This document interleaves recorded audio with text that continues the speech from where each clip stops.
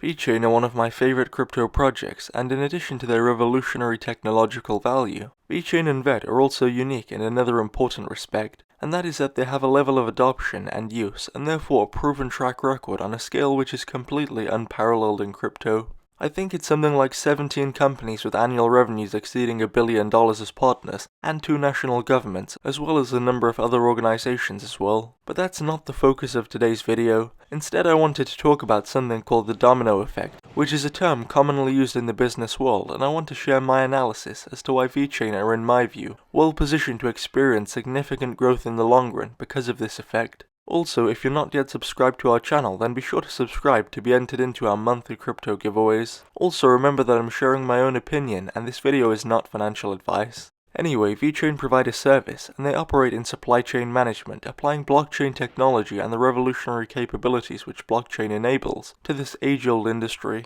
And VeChain's value proposition is that they can help businesses to better understand their supply chain processes by supplying them with the necessary data which in the 21st century is quite literally the new gold, as whoever has the most data and the capability of mining the data for insights can offer the highest quality and most effective service. And so already VeChain are in a very favorable position, as they hold the key to supplying data which for many businesses around the world would enable them to have a competitive advantage on their competition. And so by providing actionable data insights to an organization, the organization could then use that data to either reduce costs or improve quality. But either way, they are gaining a potentially substantial advantage on any competition, and so there is a huge and rapidly growing market for services like those which VeChain provide.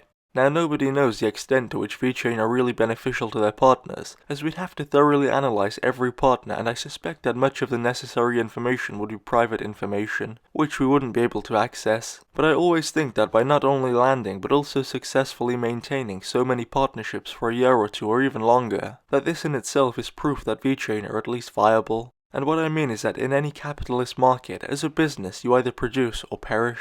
And in order for any business transaction to be viable, certain criterion have to be met. And I'm not just talking about VeChain, I'm talking about any kind of regular business transaction.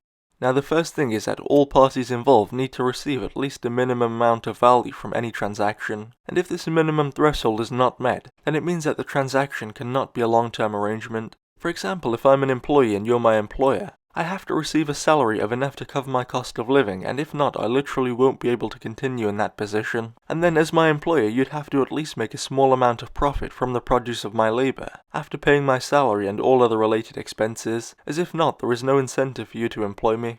In the case of VeChain, any prospective or existing partner will have to receive a cost saving or quality improvement from VeChain services, which make them enough money or improve their brand reputation enough to make the time and money spent on VeChain worthwhile. And if this doesn't happen, then there is no way that that particular business could continue to work with VeChain in the long term, and certainly not for a year or 2.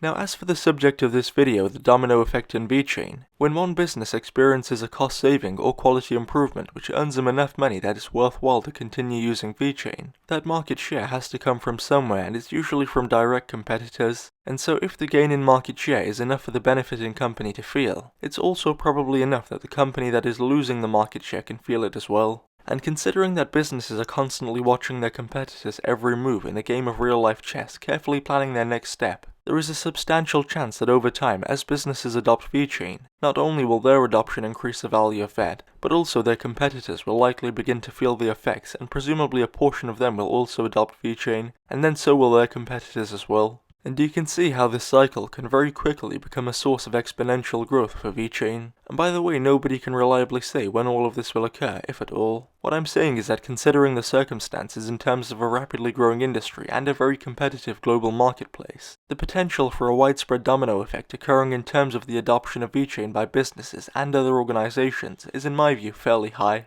And I know that a lot of crypto investors are into technical analysis, and I'm not dismissing it at all, but this type of fundamental analysis, which focuses on consumer behavior and adoption and growth in underlying value, is what really gives a crypto project value in the long term, and that's why my personal preference falls on the side of fundamental analysis. Anyway, that's all for today. If you enjoyed this video and would like to see more short and direct videos like this on VeChain and other cryptos as well, then be sure to subscribe to our channel for those. Thanks for watching.